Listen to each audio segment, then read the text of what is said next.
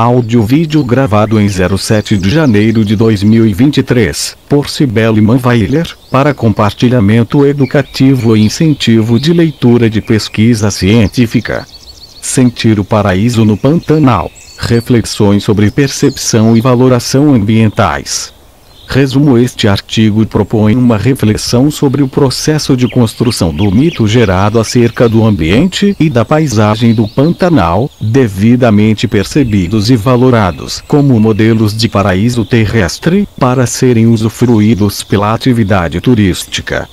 Portanto, acredita-se ser necessário desvelar o mito de Pantanal e Paraíso, assim como as contradições expressas pela expansão do turismo que se consolida na região a partir da lógica de mercado, legitimando-se através do dualismo sociedade-natureza. Palavras-chave: Pantanal, paraíso turístico, ecoturismo, percepção ambiental, valoração ambiental. Icleia de Vargas Ademar Eman. Introdução: o Pantanal Mato Grossense estende-se pelo interior da América do Sul, constituindo-se numa imensa planície alagável, considerada a maior área úmida contínua do planeta. No Brasil, abrange territórios dos estados de Mato Grosso e Mato Grosso do Sul, em uma área de quase 140 mil km², apresentando ecossistemas complexos que contribuem para uma abundante e diversificada vida animal e vegetal. Esta rica biodiversidade convive com paisagens valorizadas pela beleza cênica e singularidade. O ambiente pantaneiro, apesar de vivenciar uma ocupação humana do modelo ocidentalizado há mais de 3 séculos, mantém-se relativamente conservado. A planície pantaneira, drenada pelo rio Paraguai e seus afluentes, atrai anualmente milhares de turistas interessados em conhecer as belezas naturais, a imensa diversidade da flora e da fauna e a riqueza dos ecossistemas aquáticos. Banducci Júnior. Moretti, 2001, p. 9. Para os turistas e, sobretudo, para o mercado turístico, o Pantanal tem sido adjetivado como paraíso ecológico, paraíso das águas, paraíso terrestre, sempre evocando a ideia de Éden, de santuário. Nogueira alerta para as consequências destas adjetivações que, na realidade, corroboram para a construção e o fortalecimento de mitos. Sobretudo o mito que atribui ao Pantanal uma autossuficiência para sobreviver às inúmeras adversidades pelas quais tem sido acometido. Autossuficiência plena, oriunda de sua prodigiosa natureza. Para esta autora, entretidos por esta tradição ufanista, até certo ponto ingênua, cultuamos o mito e colocamos no mercado de consumo de ideias e de imagens um Pantanal mais de ficção do que de realidade. Nogueira, 1990, p. 8.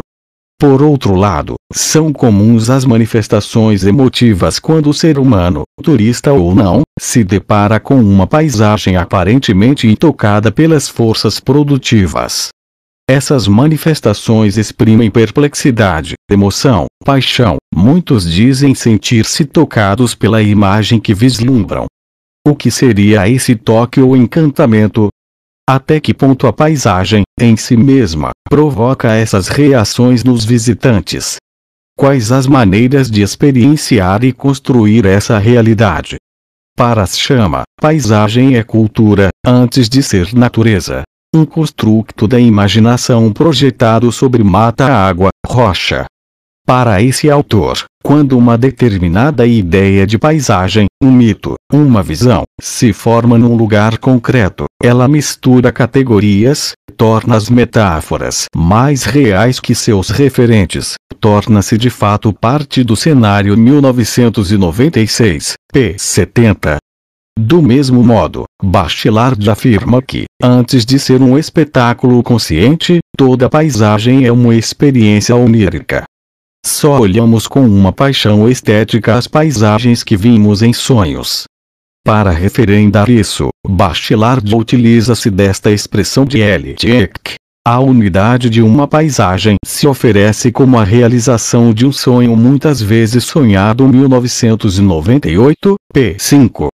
objetivando uma contribuição ao processo de desvelamento do mito gerado em torno da paisagem pantaneira. Como modelo de paraíso terrestre, é que se propõe uma análise do processo de valoração de paisagens ou de ambientes, neste caso o Pantanal Mato Grossense, destinados à função turística. LFL 2002, destacam que a sobreeconomização do mundo, gerada pelo processo de globalização, induz a uma homogeneização dos padrões de produção e de consumo, contra uma sustentabilidade planetária fundada na diversidade ecológica e cultural. A natureza, coisificada, desnaturalizada de sua complexidade ecológica, converte-se em matéria-prima de um processo econômico, deixa de ser um objeto do processo de trabalho para ser codificada em termos do capital, o capital natural. Nesse sentido, junto com a exploração intensiva, também se promove a exploração conservacionista da natureza.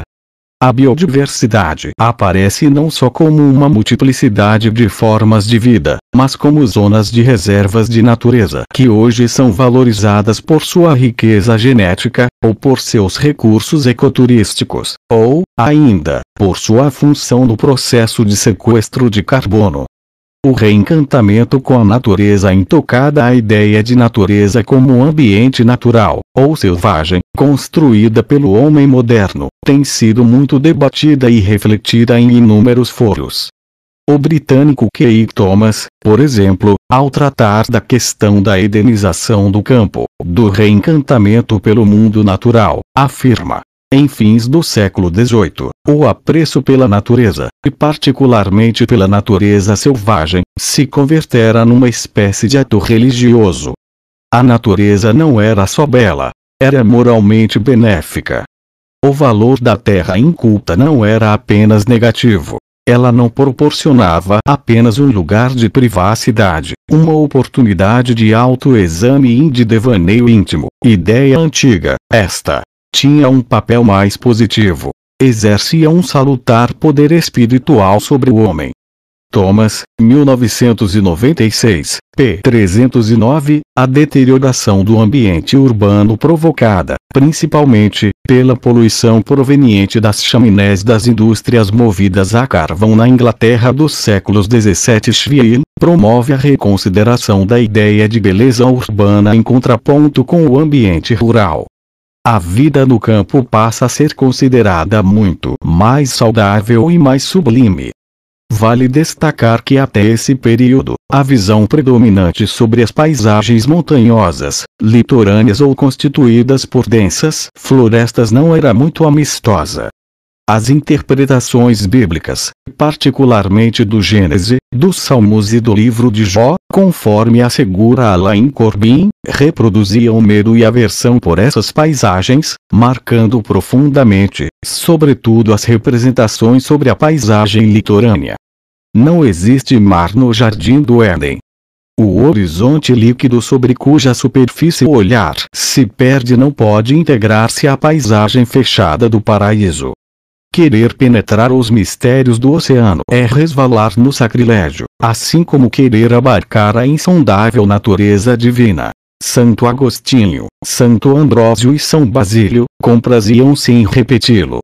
Corbin, 1989, p. 11-12, através de relatos sobre o processo da criação divina, expressos em bibliografia da época clássica, Corbin levanta as representações de natureza dominante até o século XVIII, na Europa. O autor dedica-se em parte deste trabalho a analisar as obras que tratam do dilúvio e suas implicações religiosas, morais e estéticas. Para ele, o dilúvio representa um retorno temporário ao caos, mas, ao mesmo tempo, os relatos sobre essa catástrofe foram necessários para facilitar a compreensão da história do globo, sua conformação. Ao comentar a obra Teoria da Terra, de Thomas Burnett, Corbin destaca que, para este teórico britânico, o paraíso, e a terra antediluviana habitada por Adão e todos os seus descendentes após a queda, não comportava mar. Os homens viviam todos sobre o mesmo continente. 1989, p. 13. A face da Terra antes do dilúvio era doce, regular e uniforme, sem montanhas e sem mar, tinha a beleza da juventude e da natureza em flor, fresca e fecunda, e nenhuma ruga, cicatriz ou fissura sobre todo o corpo. Nem rochedos nem montanhas, nem orifícios cavernosos nem escarpas medonhas. O ar era calmo e sereno. Burnett, Apud Corbin, 1989, p. 13. Esta descrição de paraíso pode ser remetida à paisagem pantaneira, mais especificamente à paisagem que é comercializada pelo turismo. A imagem do Pantanal, divulgada pela mídia, usada pelo marketing turístico, é condizente com a exposição expressa por Burnett. A paisagem vendida aos turistas é regular e uniforme, plana, sem rugosidades, montanhas ou cavernas, sem mar ou geleiras. Esta paisagem apresenta-se esteticamente harmonizada, com campos, bosques, árvores, flores, lagos, rios, perfeitamente ordenados, com aparência de natureza intocada, devidamente organizada pela natureza ou pela ordem sobrenatural, assemelhando-se ao Jardim de Éden. Lugar disponível ao deleite dos olhares e dos demais sentidos dos visitantes. Nesta paisagem ainda figuram espécimes animais de rara beleza, destacando-se a avifauna densa e variada que complementa, com múltiplas cores, sons e movimentos, o panorama paradisíaco. A localização da planície no interior da América do Sul, ou seja, uma paisagem mediterrânea, protegida por planaltos e cordilheira. O próprio paraíso. Soma-se a isso o distanciamento do Pantanal em relação aos grandes centros emissores de turistas, que também faz alusão à remota terra prometida aos poucos eleitos pelo Criador. A conservação relativa do ambiente natural do Pantanal, resultado do predomínio das práticas pastoris, também remete à ideia de terra intocada e abençoada. Nota da página. Neste caso trata-se da modalidade de turismo comumente conhecida por ecoturismo, ou mesmo turismo de contemplação, turismo ecológico, turismo cultural, dentre outras definições, excluindo as modalidades mais predatórias, também comuns na região, como o turismo de pesca. A mercantilização de paraísos na realidade, o que vigora na atividade turística é uma comercialização de representações, de sonhos, de devaneios, de fantasias, produzidos para alimentar a demanda crescente pela ocupação do tempo livre. Na disputa pelos clientes, as operadoras de turismo apresentam prospectos amplamente ilustrados por imagens de lugares paradisíacos, muito bem articuladas com enunciados apelativos. Para Barbosa, 2000, o turista é um grande consumidor de imagens e as linguagens verbal e não verbal exercem a função mágica de persuadi-lo através do exercício de grande fascínio. Moretti, 2000, confirma que na atividade turística praticada no Pantanal são mercantilizados símbolos, visto que os turistas que se dirigem para lá procuram por um lugar que apresente características únicas no mundo, como animais silvestres, paisagem natural diferenciada, uma cultura própria do local e tranquilidade. Para isto, os empreendedores do turismo criam, no dizer do autor, o paraíso da terra, vendendo um símbolo, a ideia da natureza preservada e disponível para o consumo. Moretti ilustra sua assertiva com algumas campanhas publicitárias de caráter apelativo, usadas para o incremento do turismo no Pantanal. Dentre outras, destaca-se: você pode apreciar algumas das mais espetaculares cenas da natureza.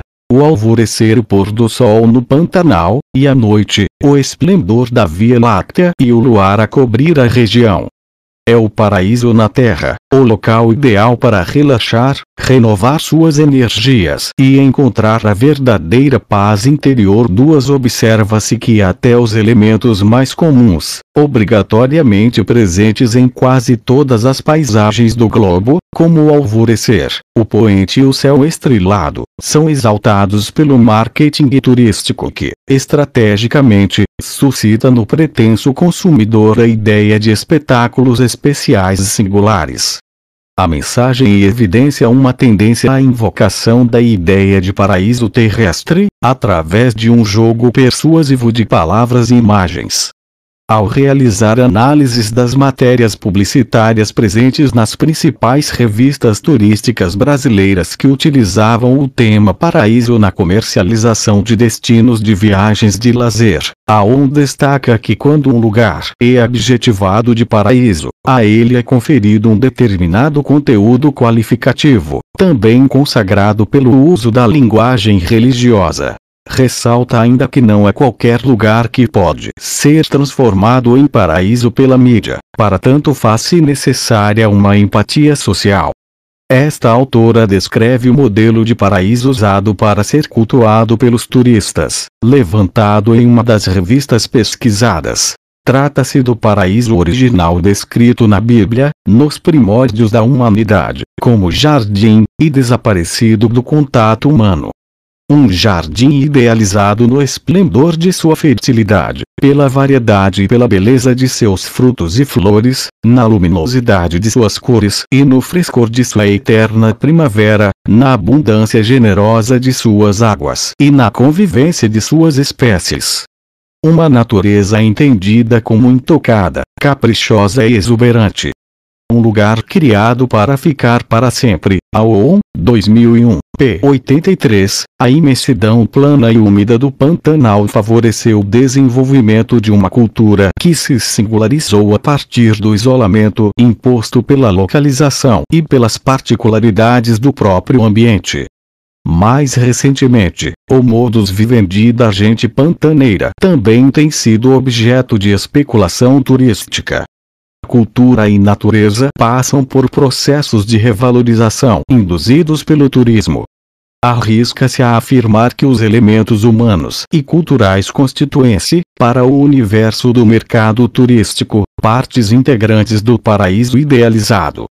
A simplicidade e a pureza do modo de viver da gente pantaneira promovem a aproximação destes ao primeiro casal do Jardim de Éden. Essas representações presentes no imaginário coletivo da humanidade são utilizadas pelos aparelhos de promoção de vendas e de desejos do mercado turístico.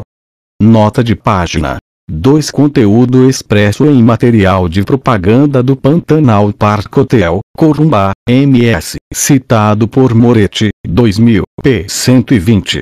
Fim da nota de página. A evolução do olhar do turista. A exposição expressa até este ponto decorre sob o desígnio de apresentar a situação vigente da manipulação da percepção ambiental que o turista pode desenvolver em relação à paisagem pantaneira. Nesse sentido, considera-se útil elucidar um pouco mais sobre o desenvolvimento das práticas de turismo presentes na contemporaneidade. Para tanto, recorre-se ao inglês John Rhee como suporte teórico. Em sua obra O Olhar do Turista, o Rhee trata da evolução da percepção do turista, em diferentes grupos sociais e períodos históricos, através da análise dos processos de construção e reforço do olhar, assim como as consequências para os lugares que são objeto deste olhar, além das inter-relações com outras práticas sociais. Para o autor, não existe um único olhar do turista enquanto tal. Ele varia de acordo com a sociedade, com o grupo social e o período histórico. Tais olhares são construídos por meio da diferença 1996, p. 16. O olhar do turista é construído em relacionamento com seu oposto, com formas não turísticas de experiência e de consciência social. Esse olhar pressupõe, portanto, um sistema de atividades e signos sociais que localizam determinadas práticas turísticas, não em termos de algumas características intrínsecas, mas por meio dos contrastes implicados com práticas sociais não turísticas, sobretudo aquelas baseadas no lar e no trabalho remunerado. URI, 1996, p. 16, para o RI, 1996, as práticas turísticas estão relacionadas ao conceito de afastamento, de ruptura limitada com rotinas e práticas estabelecidas da vida habitual. Esta possibilidade de desligamento temporário permite que os sentidos se abram para um conjunto de estímulos que contrastam com o cotidiano e o mundano. O autor destaca que ser moderno na atualidade exige também agir como turista, postura associada às grandes transformações do trabalho remunerado.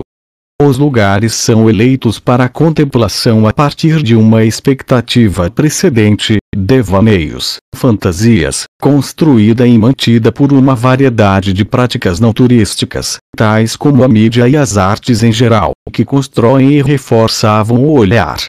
Assim, para o RI, o olhar do turismo é direcionado para aspectos da paisagem do campo e da cidade que os separam da experiência de todos os dias, como algo que se situa fora daquilo que é habitual.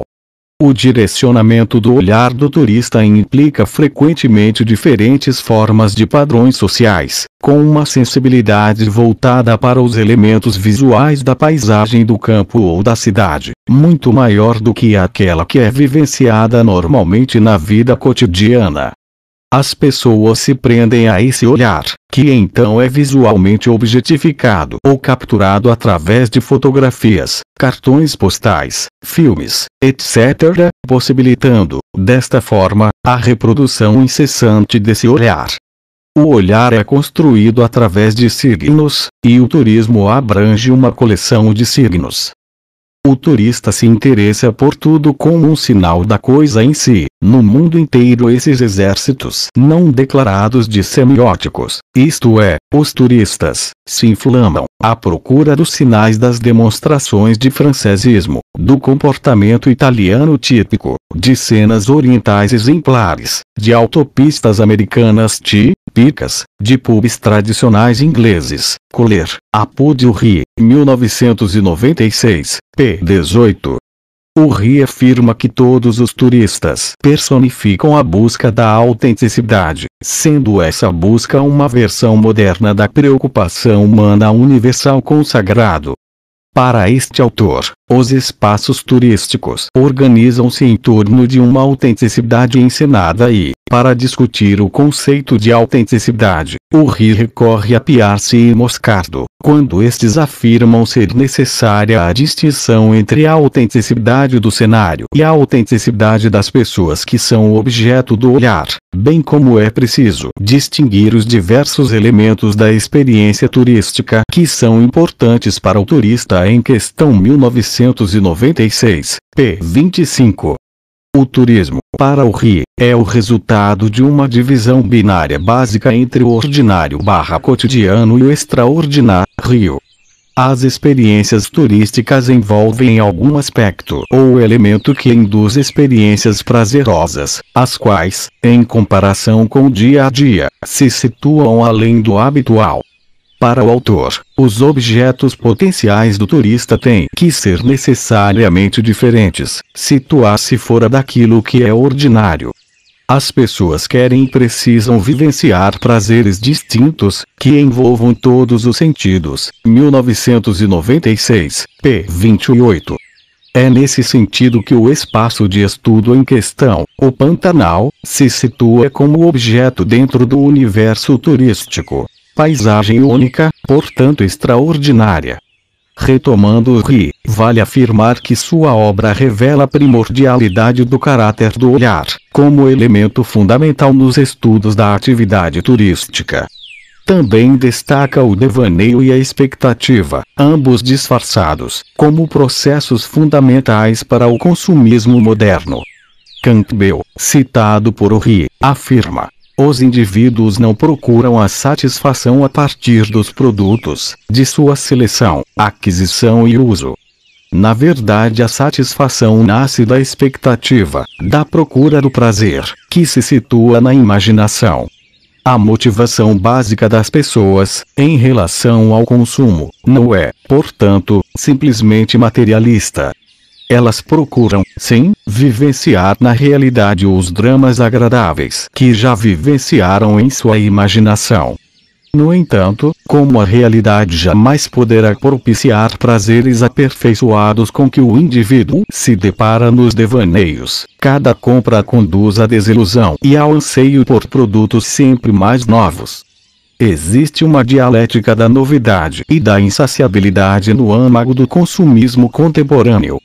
1996, p. 29, 30, como visto, o turismo envolve, necessariamente, o devaneio e a expectativa de novas e diferentes experiências, que divergem daquelas normalmente encontradas na vida cotidiana.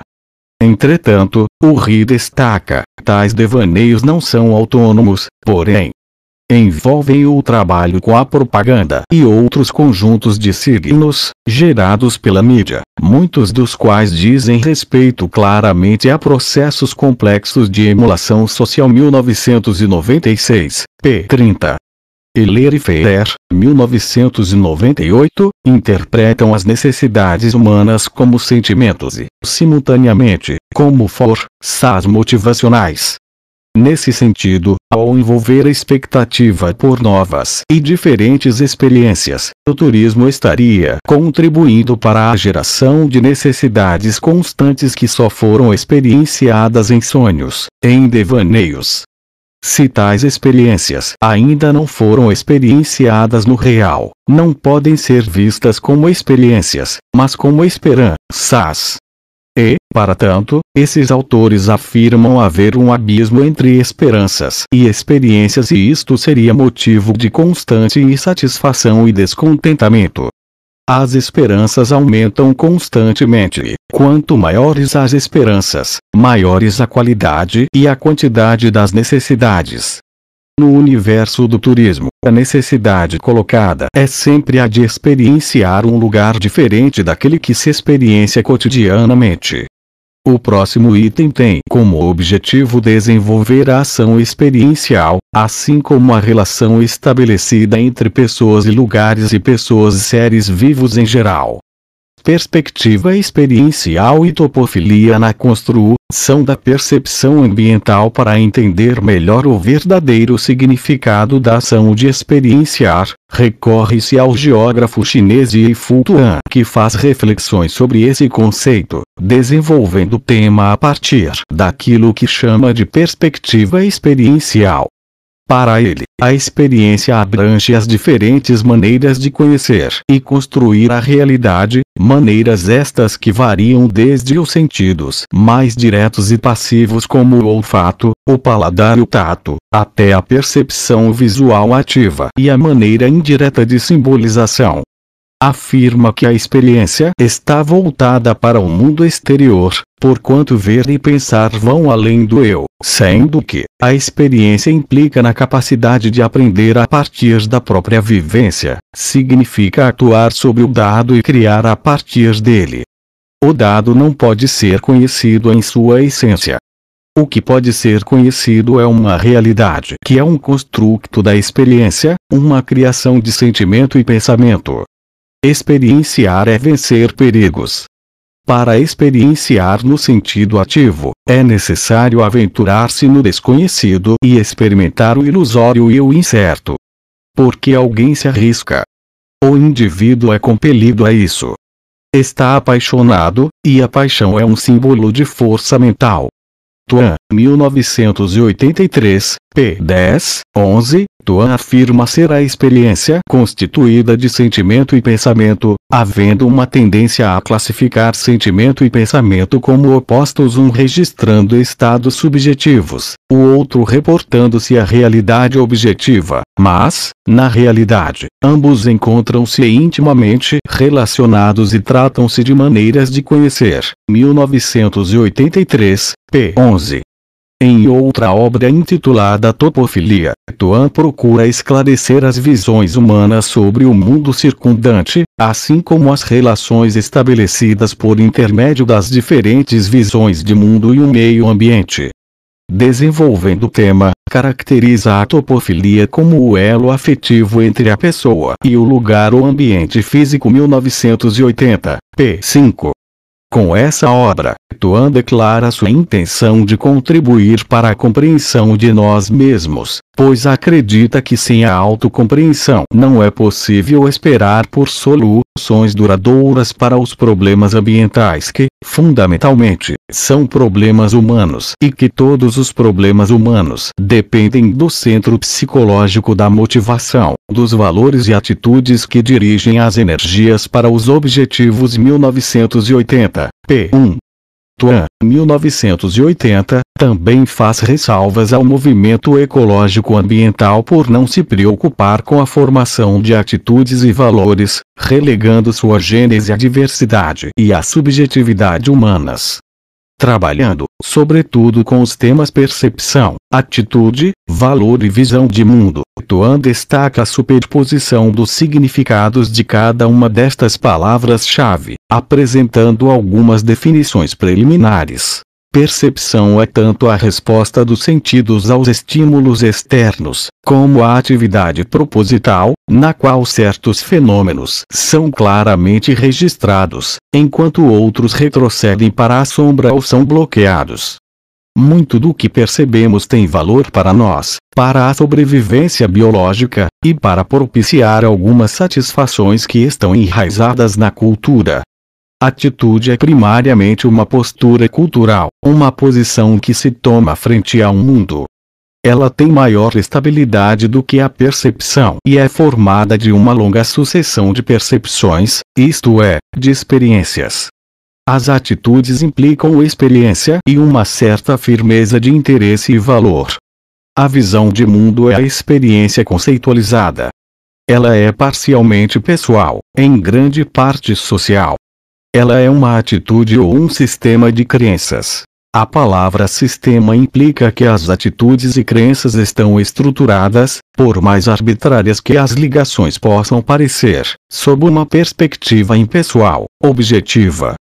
1980, p. 4, 5, Tuan, 1980, também trabalha os sentidos humanos como traços comuns na percepção ambiental.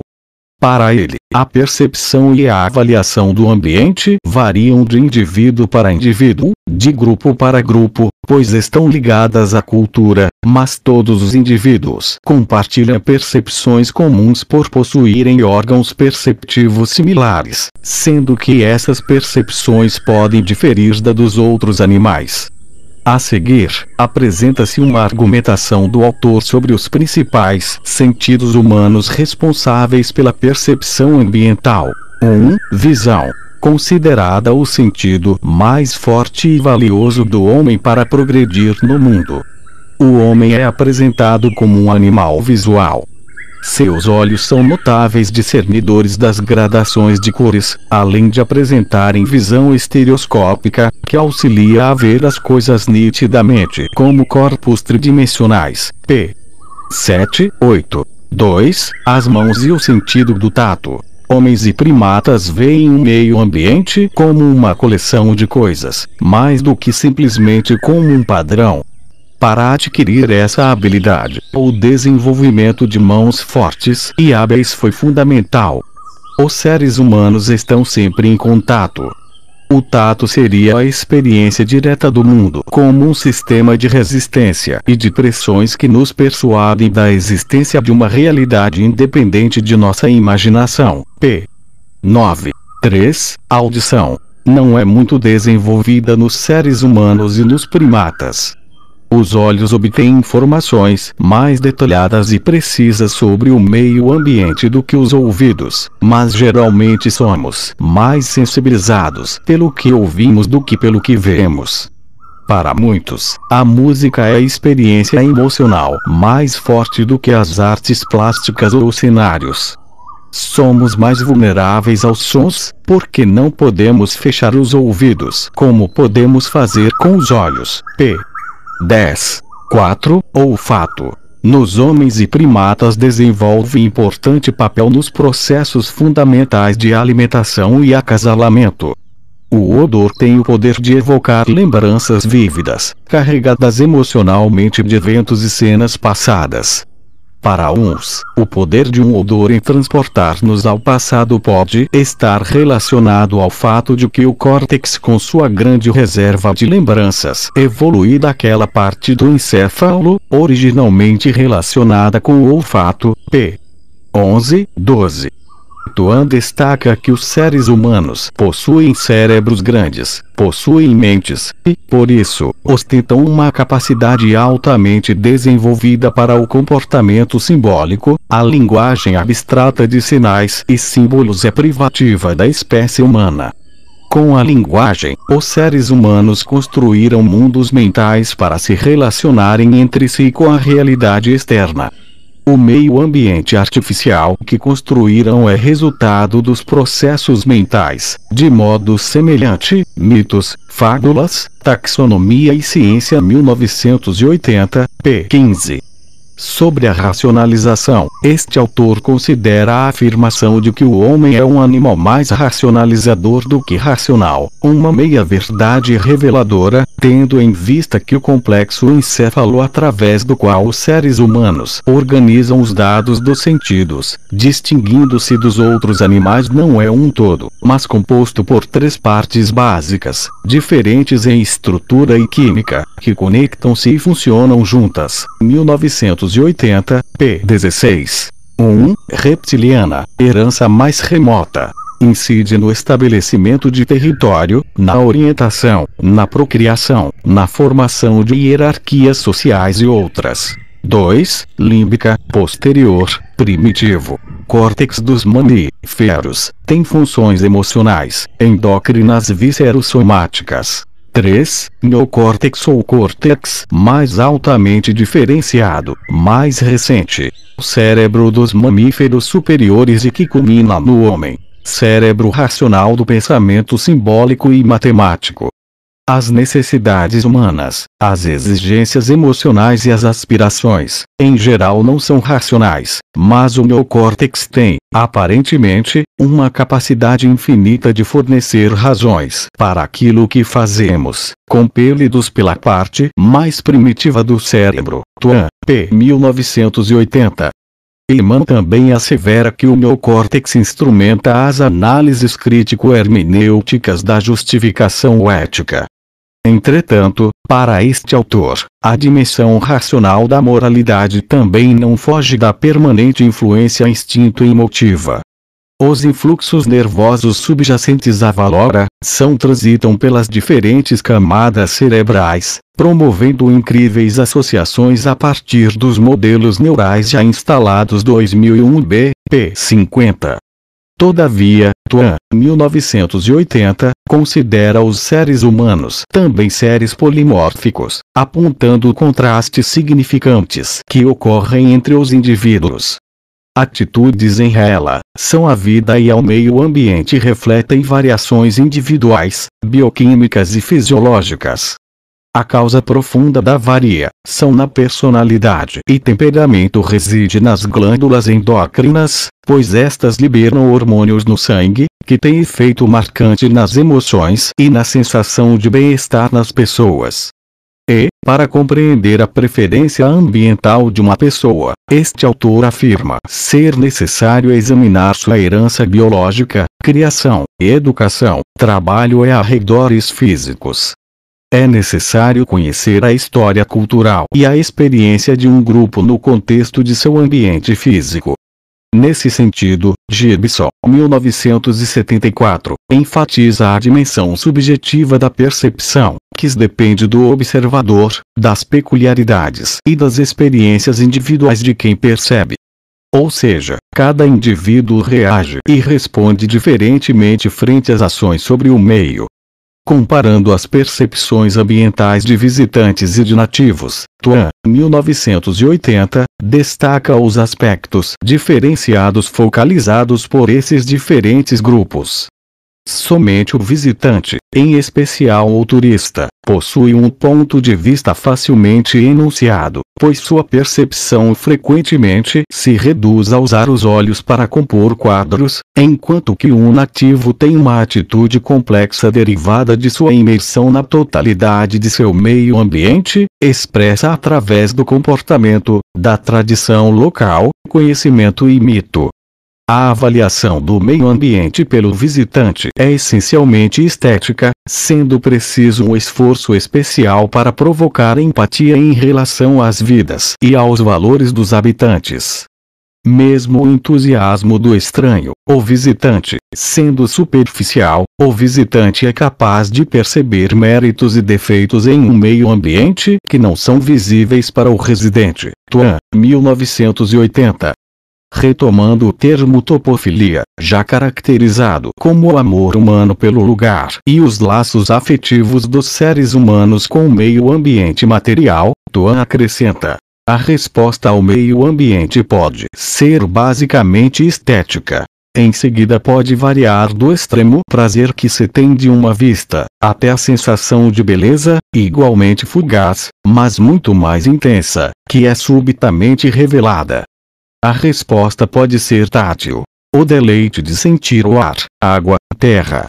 Mais permanentes e mais difíceis de expressar, são os sentimentos que temos para com o lugar, por ser o lar, o locus de reminiscências e o meio de se ganhar a vida. 1980, p. 107, sobre as apreciações estéticas da natureza. Tuan, 1980, argumenta que as mais intensas possivelmente acontecem de surpresa, por ser a beleza sentida como um contato repentino com um aspecto da realidade até então desconhecido. Os contatos superficiais com a natureza, certamente, pouco têm de autênticos. O turismo não une o homem à natureza. A apreciação da paisagem é mais pessoal e duradoura quando mesclada com lembranças de incidentes humanos. Também perdura além do efêmero quando combinam o prazer estético com a curiosidade científica. O despertar profundo para a beleza ambiental, normalmente acontece como uma revelação repentina. Este despertar não depende muito de opiniões alheias e também em grande parte independe do caráter do meio ambiente. As cenas simples e mesmo as pouco atrativas podem revelar aspectos que antes passavam desapercebidos, e este novo insight na realidade é, às vezes, experienciado como beleza. Sobre a subjetividade do ato de apreciar uma paisagem, assim como a sua intensidade, é interessante relembrar Bachelard quando se refere ao amor filial como o primeiro princípio ativo da projeção das imagens pelo indivíduo. Para Bachelard, amar uma imagem é sempre ilustrar um amor.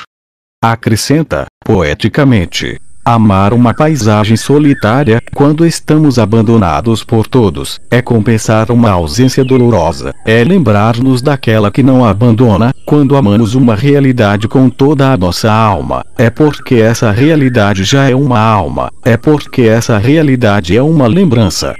1998, p. 121, sobre o papel do lugar, ou meio, como produtor de imagens para a topofilia, Tuan enúncia: o fato das imagens serem extraídas do meio ambiente não significa que o mesmo as tenha determinado, nem necessitamos acreditar que certos meios ambientes possuem o irresistível poder de despertar sentimentos topofílicos. O meio ambiente pode não ser a causa direta da topofilia, mas fornece o estímulo sensorial que, ao agir como imagem percebida, dá forma às nossas alegrias e ideais. Os estímulos sensoriais são potencialmente infinitos. Aquilo a que decidimos prestar atenção, valorizar ou amar, é um acidente do temperamento individual, do propósito e das forças culturais que atuam em determinada época. 1980, p. 129, para se aproximar do ambiente ideal das pessoas, Tuan sugere ser necessário examinar a ideia que as pessoas têm do mundo além da morte, pois as pessoas sonham com lugares ideais. A Terra, devido aos seus vários efeitos, não é vista em todas as partes como morada final da humanidade. 1980, p. 130. Nessa mesma linha de pensamento, o geógrafo francês Paul Clavel, ao refletir sobre a abordagem atual da cultura em geografia, dedica especial atenção às coisas do além, enfatizando que uma abordagem cultural há de considerar o papel do céu ou do inferno, do bem ou do mal, da razão, da utopia, da idade de ouro ou da terra sem mal, sob o pretexto de serem construções do imaginário. Entende, ainda, que é a partir dessas construções que o indivíduo define o que seja verdadeiro, autêntico, fundamental. Para tanto, na compreensão dessas construções, seria necessário abstrair a ideia de que o mundo que nos envolve, que é perceptível, é imperfeito. Mais ainda, esse mundo seria o duplo de um mundo mais verdadeiro, mais autêntico, que permite compreender o real e deve lhe servir de modelo. Clavel, 1999, p. 76. Os autores analisados até agora confirmam a ideia de que o ser humano vive uma busca constante pelo paraíso, sendo permanente no imaginário coletivo a ideia de encontrar e viver no Jardim de Éden. Paralelamente ao conceito de topofilia, desenvolvido por Toan, há que se considerar a chamada hipótese biofílica, de base genética, formulada por Wilson, segundo a qual os homens têm a tendência a ter afinidade ou outras formas de respostas positivas em relação à natureza, e que tais respostas inserem-se no pool de genes da espécie Silva, 2001, p. 21. Biofilia, para Wilson, seria a tendência inata de ter afinidade e de extrair satisfação profunda de outros organismos específicos, certas espécies nas quais nos fixamos, certos habitats que nós reconhecemos como nossa casa e também certos ambientes e locais que nós reconhecemos como habitação ideal. Wilson, citado por Silva, 2001, p. 21, Silva, 2001, destaca que, comparada a outros padrões de comportamento complexo, a biofilia não se trata de um simples instinto, mas de um conjunto de regras aprendidas, mediadas pela tendência de aprender ou resistir à aprendizagem e que podem ser analisadas separadamente, e que a cultura exerceria importante papel na moldagem dos sentimentos humanos em relação a outros seres vivos, sendo que estes se distribuiriam ao longo de um variado espectro emocional, da atração à aversão, do medo à indiferença, da tranquilidade à ansiedade. Na obra Diversidade da Vida, Wilson discorre sobre a necessidade de ações que visem ao salvamento da biodiversidade, enfatizando que os serviços da ciência em prol da conservação da biodiversidade são importantes para o bem-estar humano, mas que, em si, não podem constituir o único fundamento para uma ética ambiental durável. Se é possível colocar um preço em algo, este algo pode ser desvalorizado, vendido e descartado. 1991, p. 373. Nesse sentido, Wilson é categórico. O processo humano não é determinado apenas pela razão, mas pelas emoções características de nossa espécie e auxiliadas e moderadas pela razão.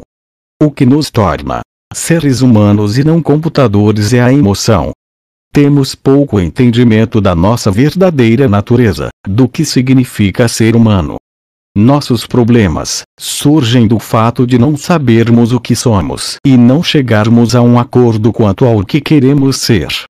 A principal causa desse fracasso do intelecto é a ignorância de nossas origens. Nós não desembarcamos neste planeta como alienígenas. A humanidade é parte da natureza, uma espécie que evoluiu ao lado de outras espécies. Quanto mais nos identificamos com o restante da vida, mais rapidamente seremos capazes de descobrir as origens da sensibilidade humana e de adquirir o conhecimento sobre o qual fundamentar uma estética durável, um verdadeiro senso de direção. Wilson, 1991, p. 374. A biofilia. Wilson afirma que podem ser acrescentadas à ideia de natureza selvagem, toda a terra e comunidades de plantas e animais não maculadas pela ocupação humana, pois, segundo este autor, é para essa natureza selvagem que as pessoas viajam em busca de nova vida e de maravilhas, e é dessa natureza selvagem que elas retornam para as partes da terra que foram domadas pelo ser humano e tornadas seguras, onde vive o cotidiano, o ordinário. A natureza em estado selvagem provoca paz na alma porque não precisa de ajuda. Está além dos expedientes humanos. A natureza selvagem é uma metáfora de oportunidades ilimitadas que surge na memória tribal de uma época em que a humanidade se espalhava pelo mundo, vale a vale, ilha a ilha, maravilhada, firme na crença de que terras virgens se estendiam indefinidamente após o horizonte. 1991, p. 377, Wilson sugere que devemos pensar com mais cuidado e recorrer à filosofia para as perguntas fundamentais das origens humanas num ambiente selvagem, pois nós ainda não nos compreendemos, e nos afastamos cada vez mais do ar celeste se esquecermos o quanto o mundo natural significa para nós. Há uma infinidade de indícios de que a perda da diversidade da vida põe em risco não apenas o corpo, mas também o espírito. 1991, p. 377. Esse posicionamento de Wilson remete-nos à abordagem de Henrique Leff em defesa da dignidade dos saberes confinados, ou seja, dos saberes locais ou tradicionais, organizados pela cultura. Para Leff, 2001, a complexidade ambiental emerge do diálogo entre saberes e conhecimentos que produz o saber ambiental. Este, por sua vez, reconhece as identidades dos povos, suas cosmologias e saberes tradicionais como parte de suas formas culturais de apropriação de seu patrimônio de recursos naturais, pois, para Leff, os conflitos ecológicos e a crise ambiental não podem ser resolvidos mediante uma administração científica da natureza. Concluindo suas reflexões no campo da ética e da moral em relação ao meio ambiente, Wilson afirma: uma ética ambiental duradoura almejará preservar não apenas a saúde, o bem-estar e a liberdade da nossa espécie, mas também o acesso ao mundo em que o espírito humano nasceu. 1991, p. 377. Ao analisar o ecoturismo no Pantanal, os conceitos de topofilia e de biofilia se evidenciam em toda a plenitude. A qualidade estética da paisagem local posta há milhares de anos por muito tempo passou quase desapercebida, mas, no final do século passado, a sociedade canaliza suas atenções à paisagem pantaneira. O turismo, como atividade de lazer, transforma-se em necessidade social e passa a ser praticado na região. Entretanto, da forma como vem sendo conduzido, pode promover consequências danosas ao ambiente natural e à população local. Moretti, 2000, alerta sobre a lógica que move a atividade turística no Pantanal, assim como as demais atividades econômicas, ou seja, o lucro. As contradições imanentes do turismo instrumental que se desenvolve no Pantanal emergem do simples propósito de se usar o intocável. A natureza do Pantanal, a qual se pretende conservar para continuar a exercer a atração aos turistas, já é quase toda transformada, desnaturalizada. O que resta de natural é considerado relíquia e a natureza intocada, proclamada santuário. Este, por sua vez, para honrar o nome, é tratado como inviolável. Para tanto, seus defensores o protegem arduamente das agressões advindas do desenvolvimento socioeconômico, até para poder manter ou aumentar o valor nele expresso. Nesse sentido, Moretti, 2000, lembra que, contraditoriamente, para manter seu valor no mercado turístico, a paisagem do Pantanal precisa ser incessantemente transformada em espetáculo, vendida através de imagens construídas a partir do olhar do homem urbano. Na produção de novos espaços, os elementos da paisagem são transformados, são produzidos novos espaços e novas paisagens, cada vez mais artificializados, visando ao atendimento das expectativas do mercado global. Nesse processo o Pantanal vai perdendo sua singularidade, tornando-se menos belo em sua essência, com menor poder de atração de turistas e, consequentemente, menor poder de agregação de valores. Assim, a autossustentabilidade exigida para a consolidação da atividade turística no Pantanal vai gradativamente impondo novas feições à paisagem e também à cultura, o que poderá acarretar, num futuro breve, a sua desconfiguração total, inviabilizando o próprio turismo, assim como as demais estratégias de reprodução econômica e social da comunidade local. A consolidação de valores. Algumas correntes de economistas têm procurado desenvolver conceitos, métodos e técnicas que objetivam calcular os valores econômicos detidos pelo ambiente natural. Para Marx e Comune, 1996, o meio ambiente, ao desempenhar funções imprescindíveis à vida humana apresenta, em decorrência, valor econômico positivo, mesmo que não refletido diretamente pelo funcionamento do mercado. Na visão dos economistas, ao se pretender que a degradação da maioria dos recursos naturais seja interrompida antes que ultrapasse o limite da irreversibilidade, a valoração ambiental é essencial. Por outro lado, Ehman, ao analisar o comportamento moral e os princípios éticos que direcionam a vida humana, afirma que o homem, nos primórdios de sua história, se contentava com as sensações valorativas de sua consciência. 2001 p. 37, mas que, com a evolução sociocultural, se desestabiliza e, no esforço racional, apela à natureza para fundar ou, de alguma forma, amparar as razões que formam o substrato de suas adesões éticas. Essa base naturalista postula as relações entre o é e o deve ser, ou seja, entre o factual e o moral. A partir do enfoque naturalístico, evolucionário, Ehman examina o conceito de valor, enunciando que esse termo vem de empréstimo da economia. Na língua grega corresponde a axios, de onde a palavra axiologia, que significa teoria dos valores que busca determinar a natureza do valor em geral. 2001 p. 49. Este autor afirma que a teoria objetivista, que apregoa a existência de um mundo das ideias de valores em si, contrapõe-se ao subjetivismo axiológico radical, que transfere o valor do objeto inteiramente para o sujeito, reduzindo valoração à esfera das reações psíquicas, subjetivas e individualistas. Ehman aproxima Conrad Lorenz a esses posicionamentos, afirmando que Lorenz acredita na existência de valores imanentes ao mundo real. São as percepções e sensações valorativas a priorísticas, geneticamente programadas. Partindo da neurobiologia, Lorenz, citado por Ehman, acredita que a percepção da gestalt axiológica se localiza no hemisfério esquerdo do cérebro, junto à grande parte das experiências vividas. 2001 p. 50-51.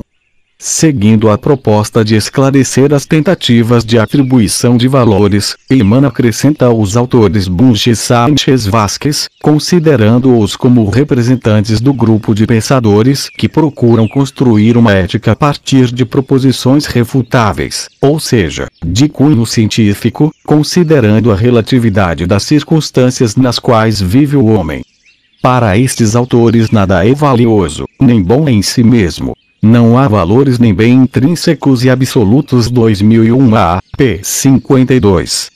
Nesse sentido, o homem valora, ou seja, atribui valores ou propriedades que não existem no elemento em si. O processo da valoração humana se daria a partir de dois níveis. O primeiro seria o do conhecimento, relação cognoscitiva, seguido do segundo que seria o da própria valoração, relação axiológica.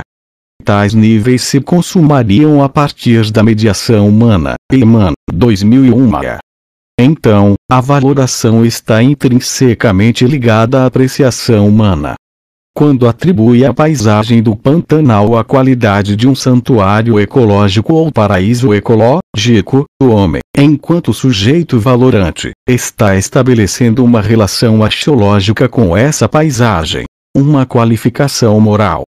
Sintetizando, Emmanuel afirma que, quando algo é considerado valioso, supõe-se a existência de um sistema de referência, talvez não explicitado, atuando, assim, um sujeito que valora. Dessa relação surgem os bens ou valores, que não seriam propriedades inerentes às coisas, mas predicados a elas atribuídos. Não haveria, então, valores, mas objetos valiosos. 2001 a. p. 57.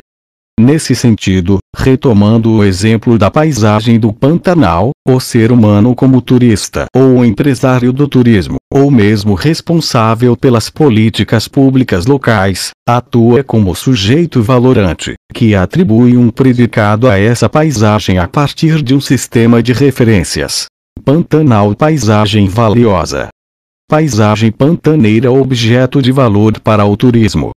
Considerações finais. De acordo com o contexto expresso no item anterior, o Pantanal, detentor de paisagens aparentemente intocadas e de expressão singular, passa a reunir, com o advento do ecoturismo, valores estéticos, éticos, econômicos, jurídicos, políticos e até religiosos.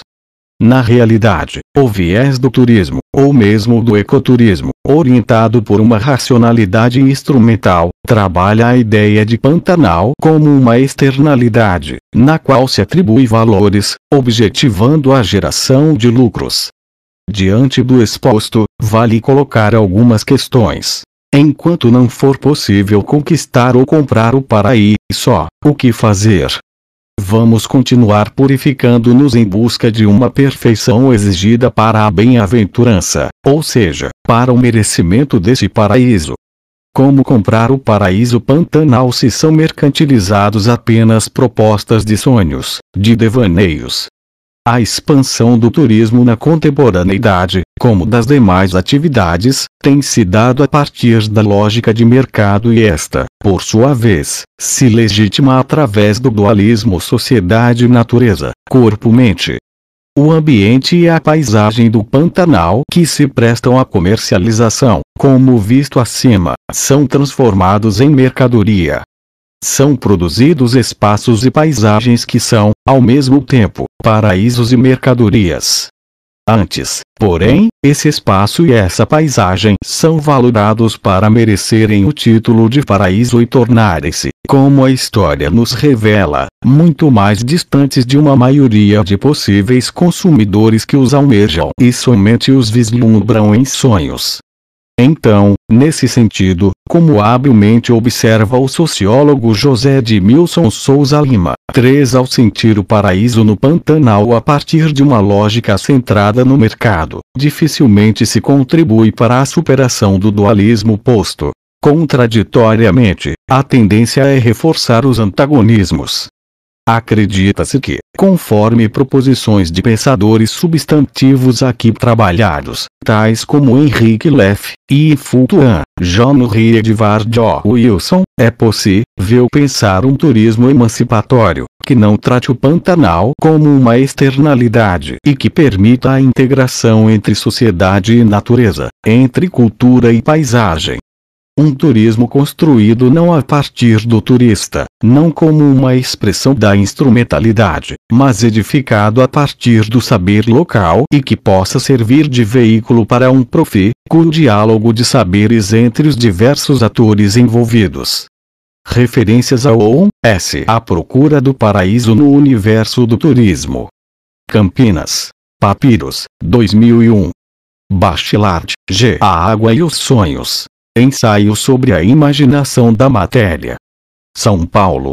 Martins Fontes, 1998.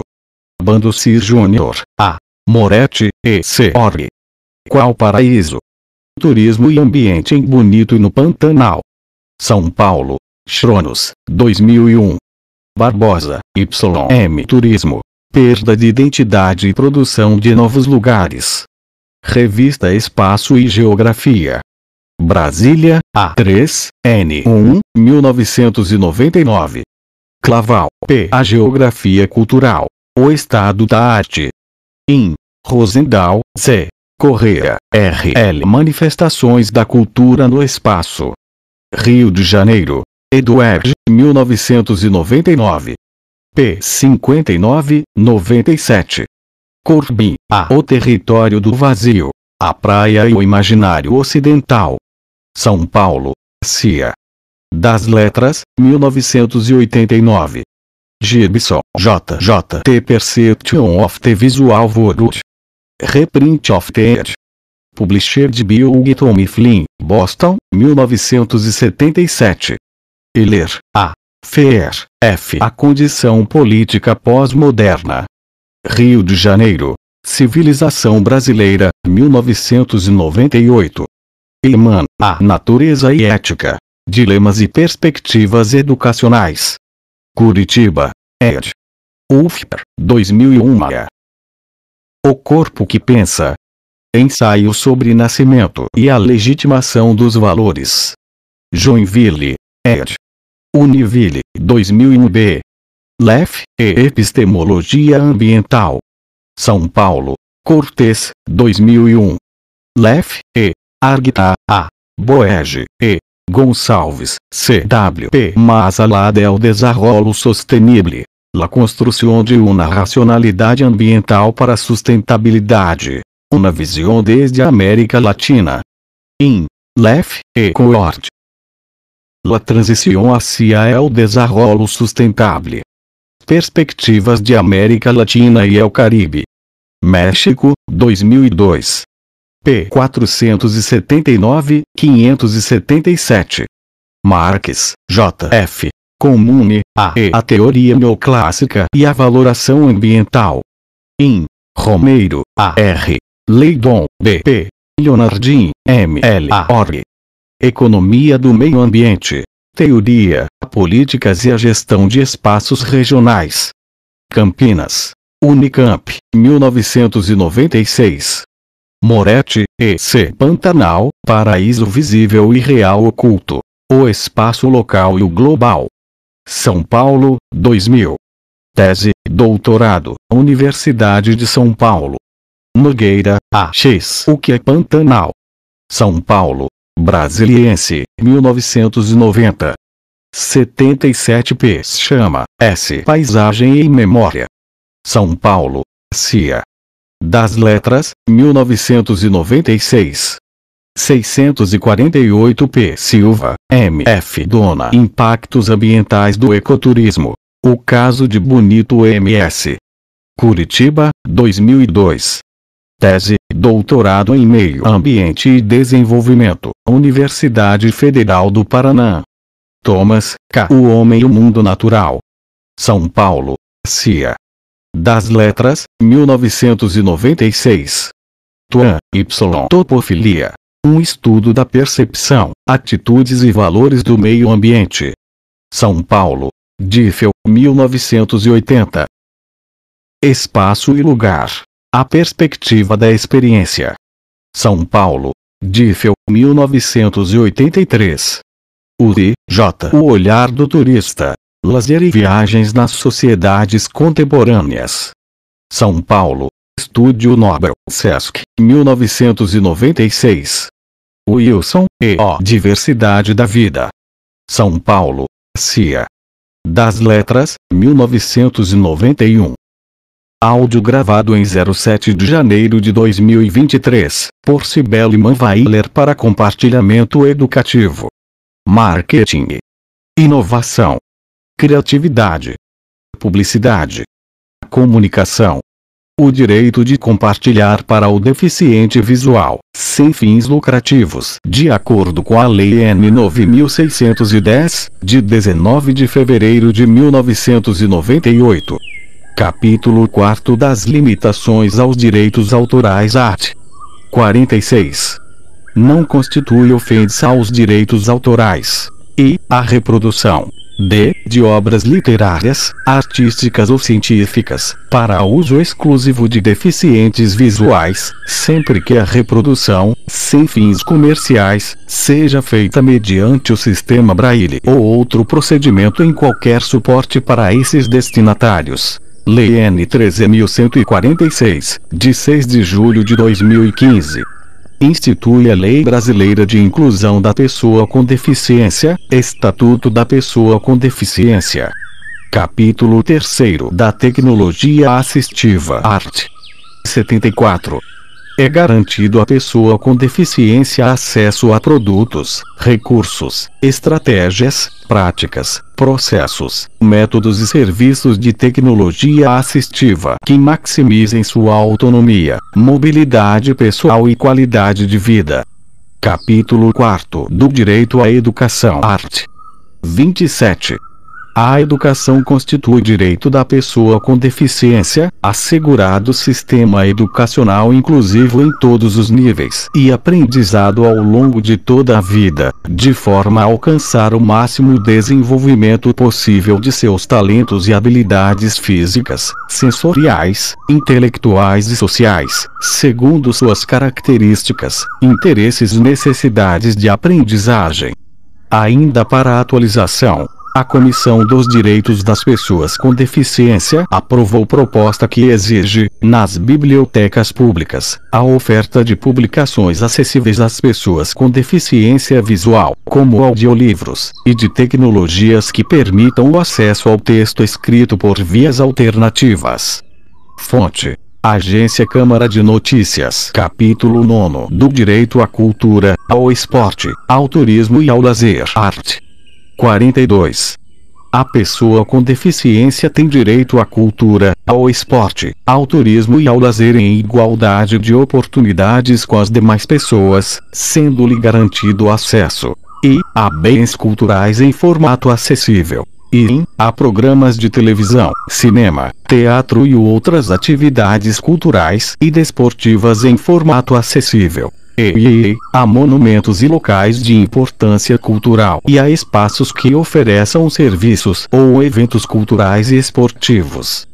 Parágrafo 1º. É vedada a recusa de oferta de obra intelectual em formato acessível à pessoa com deficiência, sob qualquer argumento, inclusive sob a alegação de proteção dos direitos de propriedade intelectual.